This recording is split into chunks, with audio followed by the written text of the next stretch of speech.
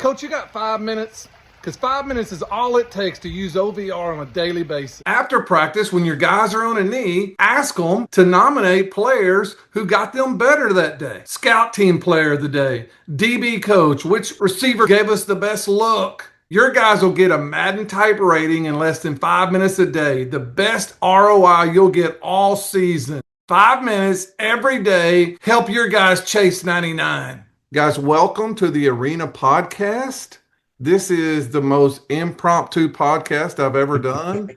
I'm on here with Mike Truitt, and Mike is from Muscatine, Iowa. And he texted me today, and we just started talking about, hey, in a parent meeting, do you have a presentation?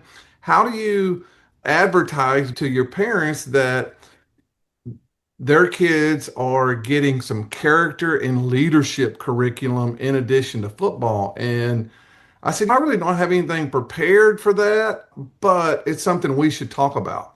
So welcome, Mike, and thanks for allowing me to put you on this thing. And we're just going to chop this up together, but tell us how long you've coached, where Muscatine is, and give us a little bit of your info. Yeah, this will be my 32nd year coaching high school. Been a long time. The game has changed a lot in those 31 years.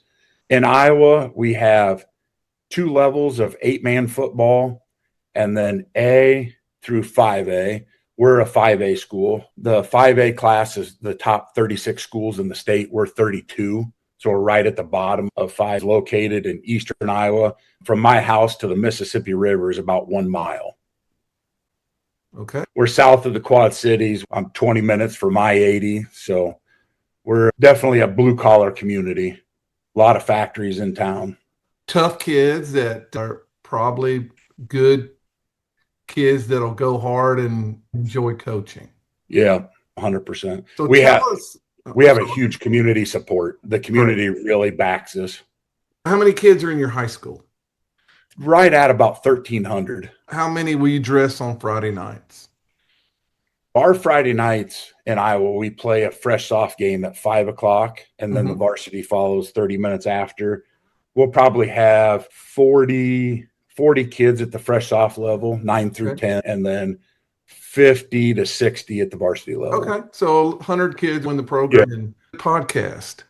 It's easier to do it yourself. You check the box and you go to the next box. Yeah, 100%. I got lists on my desk here. And a young coaches, if they would understand that there's about 20% maybe of assistant coaches I've ever worked with, if you gave them a job, it was going to get done, and you never had to look under the rug. Like, it was just going to get done. And if you're one of those 20%, you're invaluable. And make sure you 100%. I remember one time when I was a young assistant, I felt like the head coach gave me too much stuff. It was a small school, and I was head powerlifting and head boys track. Years later, when I became a head coach, I realized he trusted me. I don't feel that way, but yeah, I think you got to find to not burn out. You got to find at least 1 or 2 assistants that you can give some stuff to. Because in the summer, I do what's called lift-a-thon. And it's kind of a secret fundraiser. Yeah. We're only allowed to do 1 a year. So we sell discount cards, which is our big one. We'll make $30,000 off of that. Awesome. So this one it's always been done. So I continued the tradition. I had my parent meeting at 5 o'clock and the lift-a-thon with 5th graders through 12th graders doing basically an NFL combine. Yes. I can't host my parent meeting and set up every station for the lift-a-thon. Luckily, I have this coach. You guys go do this. You guys do this while I'm having the parent meeting. That is awesome. Coach, this is not about a lift-a-thon, but give us a 3-minute, because we did lift-a-thon. People in Texas do lift-a-thons, but I've never heard of doing 5th grade. And we used to do it. Honestly, most people in Texas will do bench. I used to do power clean because I wanted to sell it that it was a big deal. But this combine thing sounds interesting. So give us a rundown of that. Monday, Tuesday, and Wednesday was my youth camp. In the past, we charged $25 for the youth camp. My big deal is I think kids are not able to participate in sports because of money. especially in our community. We're a blue collar community and money's tight with a lot of the families. So this year I dropped the fee. The camp was free to 5th through 8th graders. Last year I had 41 kids. This year I had 100. Really? 100 kids signed up. Thursday, instead of having the camp, we do our lift-a-thon, the 40-yard dash, broad jump, vertical jump, and pro agility. I want those little kids to be around the high school kids as much as possible because those little kids don't really care about us coaches. They want to be around the high school kids. I decided to add the kids to our lift-a-thon so that they could run the 40s with the high school kids and do all that stuff with them. That's what we did last night. We just got the OVR timing system. Okay, I've got OVR, that is my app. Yeah, and a couple of people have gotten them confused. So I didn't, when I named my app OVR 99, I didn't know there was an OVR timing system. It's really a great system. We had about 120 kids, and with all those 4 events, we were done in less than an hour. Oh, that's awesome. But I want to do everything I can to get the younger kids around the high school kids, make them feel like, hey, I was a part of the high school program. How do they raise money? Do they get donations? Yeah. So it originally started out, like you said, we would do bench press, clean, and squat. And then height and weight. We'd do a vertical jump, a broad jump, and a 40-yard dash. But in our summer workout program this last week, we maxed out. So the letter that the kids send out, I make them mail 15 letters, and then we email the same letter to 20 people. So that's where the donation part comes from. Okay. But we used to do like a penny a pound. Yes, that's what I was going to ask. This is just straight donation. It's basically a straight donation, but we still call it the lift-a-thon. We didn't even go in the weight room last night because we didn't need to. Yeah. Guys, what you're doing, it really helps the little guys. Yeah, because they can't go in the weight room. My football booster club sold apparel last night. Perfect. So we keep the parents there. We're making money selling apparel. I have my high school parent meeting 30 minutes before the lift-a-thon starts, get them all the paperwork, talk to them about the season, all the things that they need to know, give them the calendar. It's a good way to get a lot of parents there, get the information out, sell some apparel, give them the first dibs at apparel, and then the parents follow the kids around. And so the high school kids keep track. We use Team Builder in the weight room.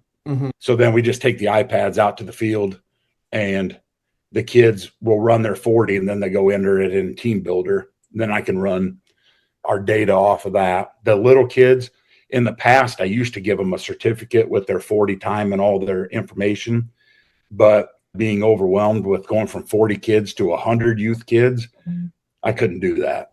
Yeah. So we just gave them their time, and some parents were there writing it down for them or putting it in their phone. But yeah, I was shocked. Like, that many kids. I was happy to see that many kids out playing football. And our high school kids run the whole camp. I talk to the kids at the end. Otherwise, everything that we do, the high school kids run. I love that, because that's teaching them leadership. And it's great. You go from station to station and you hear those kids using the terminology that we say every day. And so as a coach, that kind of gives you that feeling like, okay, so you guys started using arena curriculum, what do you think, a year ago? I'm not really sure. I think you and I met this winter. Okay. At the beginning of 2026, and then I implemented it starting late February. So here's where we're going to go with this podcast, guys, is I believe this from the bottom of my heart. You've got to stress, and especially today, that you're going to give kids more than football. And I think high school kids want more than football, and parents sure want their kids in more than football. So that's what this podcast is going to be about. I used to say, and the title of this podcast is Have a Leadership Academy That Happens to Play Football. I used to stand in front of my parents at every parent meeting, and I would tell them that. And you can't say something like that lightly. You've got to make it where it's a real thing. And so we're going to talk about this today. We're going to talk how Mike does it at Muscatine and how I used to do it. But I'm sure everyone listening this has either said this or heard it. Because when I was preparing for this podcast, I thought, okay, here's the thing that I've heard a million times. I can't wait for this senior class to graduate. I mean, they are not good leaders. They're selfish. And I think our younger kids are going to be better leaders. And man, I can't wait for them to graduate. Hoping for the best and waiting for a group to graduate is not a tactic. It's not fun. No one wants to coach those kids. But if you're intentional, I think you can make anything happen with intentionality. So, tell us this, Mike. How do you do your leadership academy? What's y'all's plan? I know you used it in off season. Will you do any in season? So, like I said, we started it in February. So I met with my coaching staff and I went through the curriculum with them from the front of the manual to the back of the manual. And at that point, I told my coaches, if you're not bought in on everything that this manual says, then you need to resign. Because if you don't follow it, I'm going to have to fire you. And I don't want to ruin that relationship. So if we're going to make a change in the culture, which is the reason I got into your leadership academy, if the kids see that the coaches aren't doing it, then I'm wasting my time with a leadership council to the team. I think that'll take one coach to ruin the whole thing. It would take, I believe, 10 or 12 kids to start forming a group over here that doesn't want to be a part of this to ruin the whole team. But I feel that one coach not following what we're doing would ruin the whole thing. That's just my take on it. So after the coaches went through the manual, we selected 4 kids that we felt would be a viable part of the leadership council.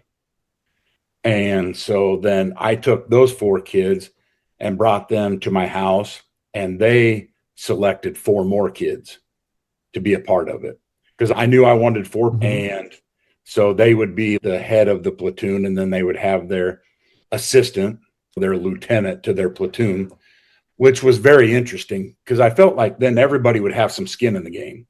Mm-hmm. The coaches had selected 4 guys, so, could be invested in it. The original 4 are still in the leadership council. The 4 that they chose, there's only 1 left. Oh, wow. And I fired 3 kids from their picks because they weren't leaders. Mm-hmm. The first kid that was selected out of the leadership council members that they picked, he wouldn't communicate with me. He wouldn't send me his information that I asked him for. And so I said, I just don't think being a part of the leadership council is where you need to be because you don't communicate. And so we brought on another kid, and it was the same thing. He was missing meetings. When we drafted their platoons, he didn't show up. Wow. And he didn't let me know. He didn't let the leadership council know why he wasn't there. So I fired him. Another one, kid just quit showing up to summer workouts.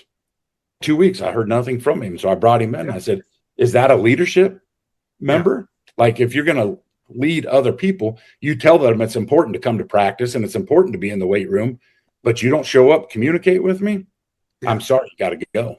Here's where I want to go with this. Right now, in late July, I started having withdrawals because I'm not in a coach's office anymore. What you just said is very important. Coaches, listen to this. If you're not a head coach, you should have a 3-ring binder that says head coach on it, and you should take notes and put stuff in it. This needs to go in the 3-ring binder. Mike Truitt. A lot of coaches will look the other way and not let go of these kids. Mm-hmm. You got to have the intestinal fortitude. You got to let them go. There has to be a standard. The standard is more important than feelings. It's huge what you set up to your assistant coaches. And if you're not in on this, I'm going to need to let you go because kids are like hound dogs.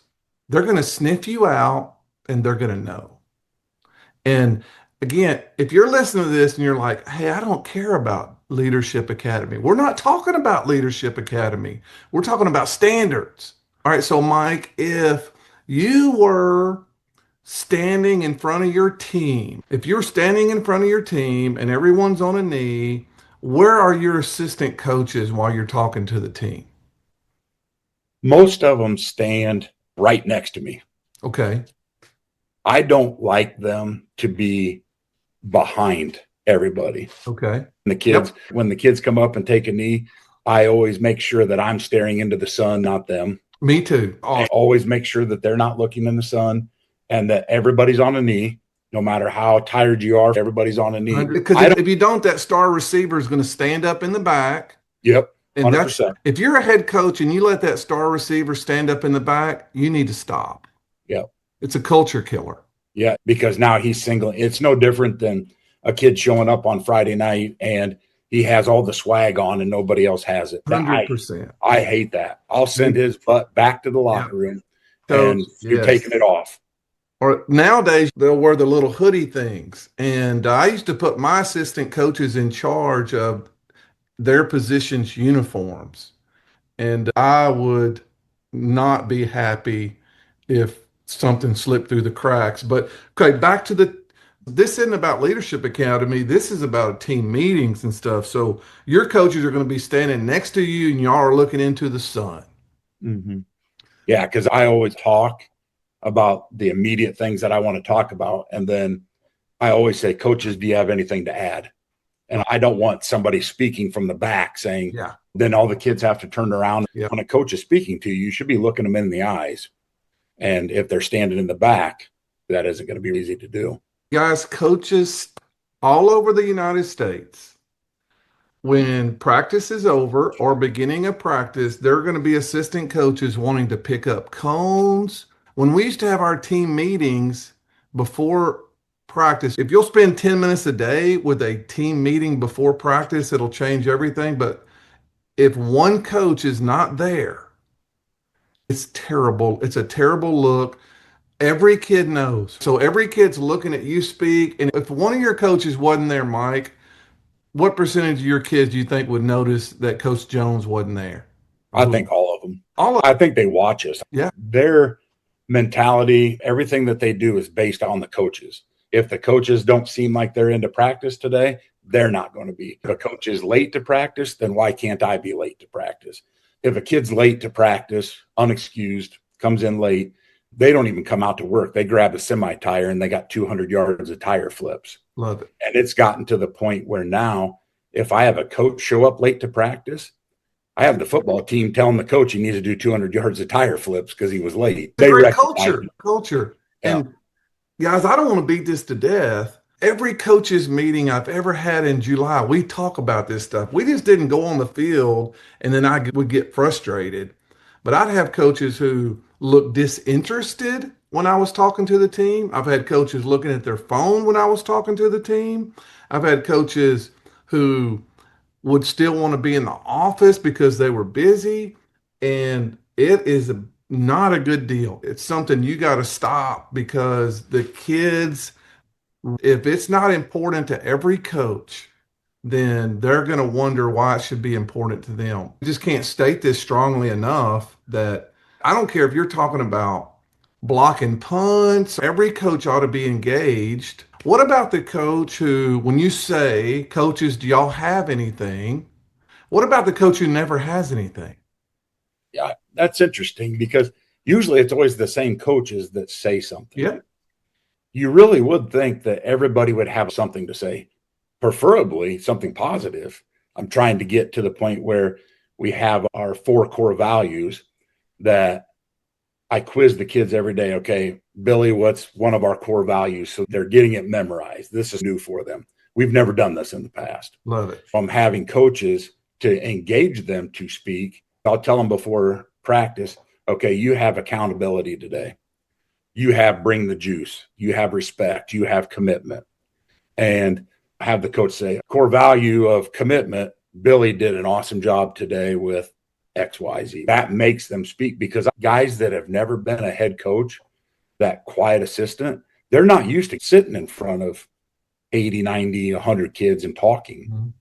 I think it's just easier not to say anything, even though the kids notice that Coach John never says anything, has anything to add. Guys, I might just be over the top here, but I think it's a bad thing. They know Coach Smith never says anything.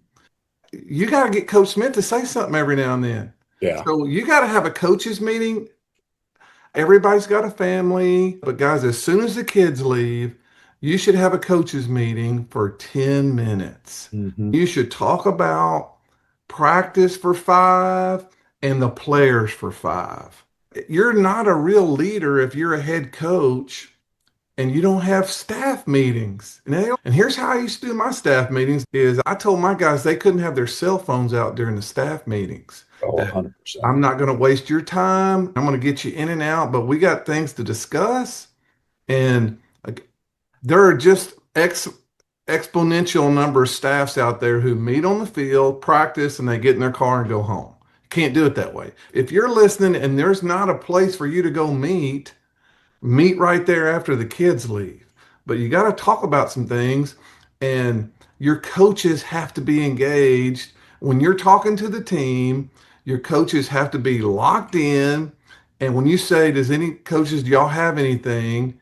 If you notice someone never speaking, you need to say, hey, coach, man, I need you to say something tomorrow. And there's probably a lot of different ways. I used to say, hey, Coach Smith, let's say Coach Smith was an O-line coach. Smith, man, we went pretty good today against the D-line. Tell everybody what a D lineman that impressed you today. Now, something like that's kind of a softball where everyone has a different personality. But here's the bottom line. If you're going to coach, you got to be able to bring some kind of juice. Mm-hmm. If you want to be a real deal coach, you're not the best coaches aren't the ones who can quote every technique ever. Let's just stay O-line. So you might be the most technically sound O-line person. You've read all the books. You know more O-line than I'll ever know. But if you don't bring the juice, tell a joke, call some kid possum, or have some kind of nicknames, then you're not who I would want on my staff. Yeah. Every Sunday night at my house, one thing I've heard you preach is feed them. Anytime we get together, so we meet at my house, we get such good community support. At the barbecue place in town, I say, hey, we're having a coaches meeting. He brings food over to the house, doesn't charge me for it. So feed the coaches. We have it at my house so they can have a beer, have a mixed drink, and kind of be relaxed. Another thing I learned from you was if, as the head coach, I'm doing all the talking at the coaches meeting, then it's wrong. The coaches, the assistants need to be engaged and talking, not me just leading the whole meeting. We talk about what the week's going to look like, if there's any wrinkles in there. Homecoming is a head coach's nightmare. All the things that are going on during homecoming, and we kind of forget about, oh, we need to practice and we have a game to play. If you don't win the homecoming game, all of it's kind of worth nothing anyway. So we meet every Sunday. I try to keep it to an hour, hour and a half, but we get distracted and start talking about other things. Get the week planned out. Everybody knows what their responsibility is for the week. And then we meet after every practice. We spend the first 5 to 10 minutes talking about kids. We talk about the kids, and maybe this kid needs to move positions. Maybe we need to bring a kid from the lower level up to the upper level, or move a kid back down so that he gets more playing time because he's not playing at the varsity level. And then we finish up with, okay, tomorrow, what do we need for offense? Do we need to change the practice schedule that we made on Sunday? Maybe we need more Pascali time or more team time. So we do meet every night afterwards. And then after all that's done, we sit around and talk about your families, make fun of each other, and have fun to end the night on. So we leave with not just talking football, but interacting with each other and finding out what guys got going on in their lives. Remember this, I love that whole setup at your house is awesome because it's so much more personal. The fact you have room to do that, I think, is outstanding. I was an assistant one time, and the head coach never told us anything. And I almost felt like it was his power. In Texas, we all have to teach. So I'd be teaching, and a player would ask me, about practice later that day or any question, I wouldn't really know the answer. Mm. It just doesn't feel good. So, head coaches, make sure your assistants know because otherwise, the players are going to look at them. I mean, I would think the players looked at me like I was semi not that important Hmm. because I was on a need to know basis. And obviously, I didn't need to know how long practice was going to be that day. So, if nothing else, have a 10-minute coaches meeting after practice and say, here's what we're going to do tomorrow. And plus, it's comforting to the coach. Yeah. And let's get back to this, guys. Be able to tell your parents you love their child more than whether they can score touchdowns or make interceptions. And here's how you can do it. I've got curriculum. I've got captain's curriculum, manuals you can print out, and they have QR codes with little TikTok clips, 20 or 30-second clips. And then I have team curriculum that is 1 day a week, me talking that's 6 to 7 minutes long with questions. There's different ways you can do it, but if I don't want to spend the money, I'll just do something myself. Talk to your team every day about something that a dad would talk to his son about. I love sports psychology before the big play, before the kicker kicks the winning field goal. I want my kicker to say, I trust my training. I want my kicker to have positive self talk. I want the players on the team to understand you don't say to the kid right before the kick, hey, if you make this, we win. No, you don't say that. You just say, I believe in you. Coach should say, you were built for this. That's huge. With all the resources, you don't have to use my stuff, but you should talk to your kids 10 minutes a day, like a dad would talk to a son. And it can be about positive self talk. It can help you win games, but it just shouldn't be here's how we stop number 11 this week. That's transactional. Mm. Don't be transactional. I hate coaches who post stuff that's humble bragging. But just today, a coach, so one of my ex-players is on a coaching staff and they did a deal called unity sharing. And I've talked about this before, but guys, this is a whole nother podcast. My buddy John Snelson in Dickinson, Texas, told me about this, but we would spend a day as a coaching staff and we would just do a round table and we would talk about, like, okay, who's your first girlfriend or first pet? And we just go around the room. Well, it gets deeper. Who's the most influential person in your life?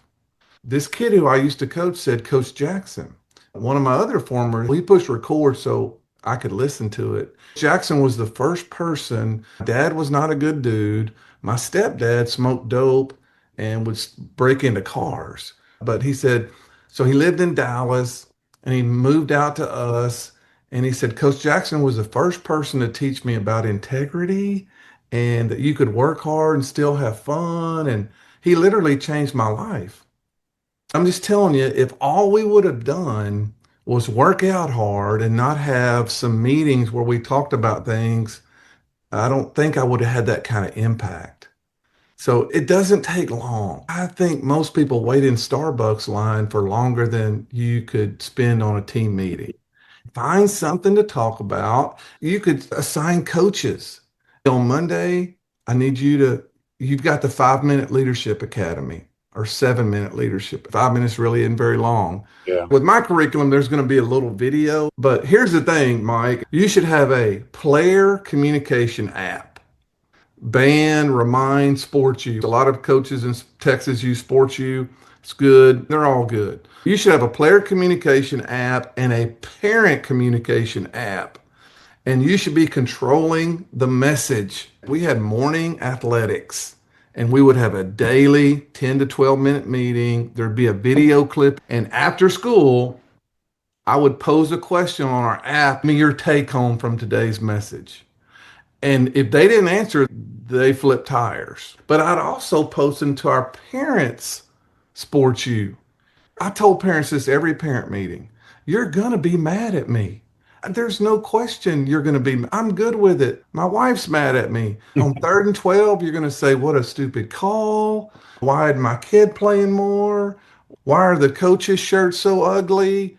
But here's one thing you won't be mad at me about, and that is whether I love your kid and whether I'm willing to spend 10 extra minutes a day to help you raise them. If you're not willing to do that, guys, well, you probably need to stop listening to podcasts. I can't help you. It's too simple. Okay, Mike, so tell me, how do your parents know you care more about their kid than whether they can play cover three or cover four? I'm starting to get to the point where I want to get the parents more involved in the program, feel like they're a part of the program. Um, most of the parents, probably 90% of them, don't even understand the game of football, the X's and O's of it. No. They're there watching their kid and their kids' best friends that sleep over at their houses on the weekend. And so one thing I'm going to try, which pretty sure I got from you, was I'm going to call it Coffee with Coach. And so in the next couple weeks on a Saturday, parents are invited to come in, and we're going to open up on, not necessarily, I'm not going to draw the blocking scheme and all that for, running power. But I think if they understood that, their son plays H or their son plays Y or he's a Z or he's an X, like they don't know what that means. I want to teach them that they understand that's what it is. And our base formation red means the tight end's on the right side. That way on Friday night, if they hear the coach yelling red, red, red, maybe they'll go, oh, I know what that means. Yeah. If the tight end's going to line up or blue, he's going to be on the left side, or base, we're going to be in 2x2. Just basic nuts and bolts of what we're trying to do offensively and defensively, what our practice looks like, and why we do what we do that way. My biggest thing is I want to sell the Leadership Academy, that they know that this is what we're trying to do to teach their kids. Because I've said that I'm a big believer that if you play for me for 4 years and all you learn is to run power, run a 4-2-5 defense, run your lane on kickoff, if all you learn is X's and O's, I have failed you as a head coach. I want good community members, good workers, good fathers, good husbands, good people. Not just X's and O's of football. I think football is the best way in the world to create those people. I think that's the advantage we have over every other sport is, we have to have numbers to be successful. We have the largest team. Football drives every school. Like if the football program is successful, the culture in the school changes. The school gets off to a good start. Yeah, People are 100%. happy. The community is all excited. Now they're coming to basketball games because the season was good. And then the basketball season's good and it just keeps carrying over. And then it brings it right back into the fall and everybody's ready to go again for football. I think with my booster club, getting volunteers to help with our team dinners and selling apparel and getting them involved so they feel like they're a part of the program. How often will you do Coffee with Coach? Right now, I'm shooting for before the season starts. I sent out a survey to all the parents this morning, giving them 2 dates. Okay. 2 weeks before the season starts and 1 week before the season starts. And I just want to sit down and teach a little bit and make it feel like I'm not this mean old guy that yells at people and doesn't communicate with parents. But at the end of the day, as football coaches, we spend more time with their kids than we spend with our own families, our own kids. I mean, those are our kids from June to the end of October. We're with them every day. And people will only know your heart if you sit down with them. And I love this idea. And they need to know that we care more about helping them raise their kid. Truth be told, guys, you're going to win more games. Having that daily team meeting, we had a great culture because we talked about it. You can have whatever culture you want if you talk about it every day. If you talk about it once a week, it isn't going to happen. If you put posters up, it isn't going to happen. If you do t-shirts, it isn't going to happen. Whatever you talk about every day will happen. So figure out how to do it. I love the Coffee with Coach idea. So let's unpack that. Where will this happen? It'll be at the school because the sheer size of the, Like in the cafeteria? we have what's called a commons area. It's a big room that has tables and stuff. Because if I could, I would have it at someplace out in the community. Mm-hmm. I'm a big believer in trying to get my program out in the community. Uh-huh. Some team dinners during the year, if the restaurant's sponsoring it and they have the ability, we'll have the team dinner at the restaurant. Mm-hmm. Then the community sees us out there. We're visible in the community. Some places it's not able to do that. The parents, I would love to have it out someplace where people could see it, but I don't think at this point we're able to do that. I'm an idea guy, Mike. If I was still a head coach, I would have coffee with the coach, everybody. I would have a senior only parent dinner. And it would be, look, here's the truth about recruiting. It's your kid's last 3 months. Ask me whatever you want to. I used to do a Mom's 101, and I would invite our athletic trainer to speak 10 minutes and a nutritionist to speak 10 minutes. And then a referee to speak 10 minutes. And they love the referee the most. So I'm not trying to give you a bunch of ideas, but on your coffee with coach, that might be fun if you had a referee come in and they could ask him 10 minutes worth of questions or something. But I do believe you should. Here's what I would do if I was going to talk to my parents at a coffee with coach. I would have a 20 or 30-second movie clip just like we use.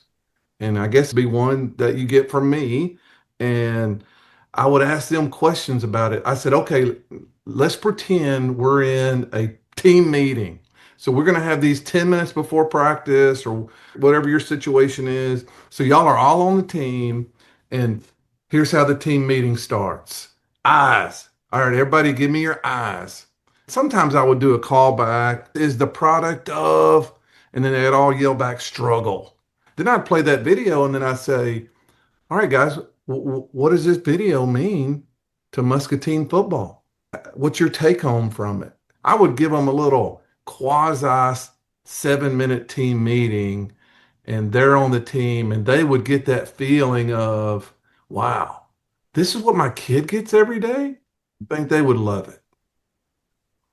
But tell us, and then we'll wrap this up. If someone wanted to do coffee with coach, what are some things that you're definitely going to do? My biggest thing, this is the first time we've ever done it, and we've had lots of conversations. I have changed everything in our program, every little thing that I can change because of last season. And like you said earlier, those seniors, I couldn't believe how much they ruined the culture of a program and their parents.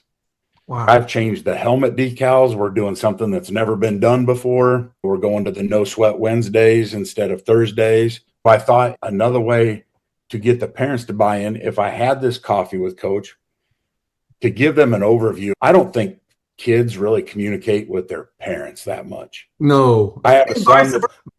I have a son that's going to be a sophomore on the football team this year. And his mom will ask him questions, but he won't come in and just say, well, at practice today, we did this happened. And so I want the parents to understand kind of what we're doing. The biggest thing, I want to sell the Leadership Academy. I want them to know what the now down to 5 guys have been learning because the Leadership Council guys come to my house to do our leadership meetings. It's a comfortable environment for them. They can sit in the recliners on the couch. We eat food and we go through the leadership manual and they lead the conversation. I want the parents to know what that looks like. And so I'm going to sell the Leadership Academy far more than running power or running counter tray, whatever. But I want them too to understand this is what we're doing. You know, this is why we're running this offense. This is why we're running this defense. Again, not drawing up plays, but I want them done. You know, when we line up in a huddle, this is how it looks. This is what our calls are when we're in the huddle. You know, a typical play for us, Red Patriots. Okay. The kids know we're going to be strong, tight end to the right, and we're running power. And so if they, you know, again, like I said, if they hear the coach yell from the sideline, Red Patriots, a parent might go, hey, they're running power to the right. Or at least they know red means right. Yeah, 100%. I would be willing to do this. You could take a picture of the QR code in those manuals and put it in your parents' sports you, I'll just use that term, and say, Mhm. hey, here's a video that our leadership council discussed. Thought you might enjoy it. Stuff like Mhm. that. Yeah. Yeah, I think that'd be great. When I have my leadership meetings, typically we do that on Sunday nights. I take all your QR videos and copy and paste it to a Google Doc Okay. so that we can watch it together on the TV. Nice. It's easy for me to Yeah. airdrop it that way. And so I love the videos in the manual. Like, we all have seen those videos, but they're 5 minutes long and you've clipped 30 seconds that you need out of it. Yes. That really is the point that you want to get across. Yeah. Anything longer than 30 seconds is too long. Yeah, they're not watching it. So the head coach at Houston Christian University, Jason Bachtel, he used to be on my staff, and he buys my manuals.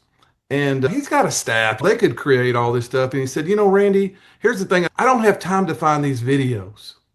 It's the videos. If you don't want to spend the money, find a video, get on TikTok. If you'll show a 20-second video every day to your team, they will eat it up and your culture will change. Your parents will give you the benefit of the doubt. Tell them, you're going to be mad at me about so many things, but you will not be mad at me because I don't love your kid. Right. If you don't, how will they know that? How can you say that unless you're doing something on a daily basis that proves you love their kids? And 10 minutes, time, you spell love with Time. If you just want to get home 10 minutes early and don't want to talk to their kids about something a dad would talk to a child about, then I think it's a hard sell that you love their kids. Yeah. So, yeah, 100%. It's tough to get that across, but a lot of parents don't know everything that we do for them and with them. They just know that their kid comes home at 6 o'clock at night during the week after practice and game on Friday. Don't have really anything the rest of the week. Yeah. But that we do this, and I'm not sure there's too many high school coaches out there that are coaching because of the paycheck that you get at the end of the season or split throughout 12 months of the year. It's about these kids being better people. Yep. And that's where it's not forget about me. I love you. And I think that was huge for the leadership council is we are doing this for them. We love the game of football. Most of us as coaches got into coaching, at least my reason, is because I had a coach that made an impact on my life. And I thought, if I could do that for other kids throughout my life, then why? That's the career I want. Yeah. My wife will tell you my number one job is a football coach, and then I'm a high school special ed teacher. Let me ask you this, Mike. When you create your itinerary for your Coffee with Coach, once you get it set, would you email it to me? And if someone wants it, could I share it with them? Oh, 100%. Yeah. There isn't coaches that just develop stuff on their own. And, we've all stolen everything we have from somebody else. So if you're listening to this, I think it's a great idea. What time of the year will you do Coffee with Coach? Before fall camp starts or before the first game? I think before the first game. I'm going to try to keep it so it's fresh right before the season. Yeah. And that way you can also tell them how fall camp's going. I think it's a good opportunity to start the official season. Everything's happening. Yeah. You get an idea of what the season's going to look like as far as our kids showing up. Do we have a lot of kids that are missing practice for no reason? Maybe we made a change in something that the parents don't know about that they could be included in. Maybe I said something last night at the parent meeting that now isn't the same. Right. Maybe something changed. Here's a great opportunity to do that. Yeah. At the parent meeting last night, I said, is there any questions? You got a room full of parents. Nobody wants to say anything. So nobody said anything. I'm thinking with the relaxed atmosphere of this coffee and just sitting and chilling. Yeah. I'm not standing up in front of everybody looking like when everybody else is sitting and you're standing, it's kind of a power thing. Yeah. But if you're sitting down, you got a cup of coffee, maybe parents will not be afraid to ask that dumb question. Yeah. That because they didn't want to make a fool of themselves at the parent meeting. Mike, I've got a OVR demo that I need to get on, but this was amazing. Neither one of us woke up this morning knowing we were going to do a podcast together. You are correct. That's I was running errands and found out. This podcast is not about anyone preparing anything. Let's just talk ball. And if you're listening to this, you got better.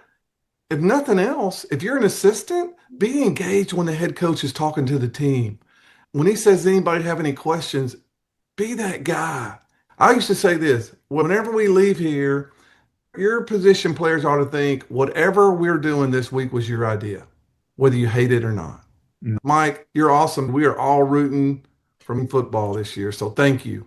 Yeah, I'm going to leave you with one last one. One of my leadership council members the other day in practice, kid was not given 100% at all. And he called him out and he said, "Are you paying to get into the zoo or are you paying to get out of the zoo?" I love That's that story. from the leadership, man. And that's a good one. You get in free and they release the lions and you got to pay 500 to get out. Yeah, Thank you. If you're not using the Leadership Academy, you're missing out as a head coach. 100%. Thanks, buddy. Thanks for getting us better today too, buddy. Appreciate it. Every morning, OVR drops a new teammate trivia challenge. One question, 1 hour, and the clock is ticking. First correct answer gets 2 points. Every correct answer after that gets 1. So athletes check fast. They want the rankings. They want to move up the leaderboard. Because when competition becomes daily, engagement changes. And before long, they're all chasing 99.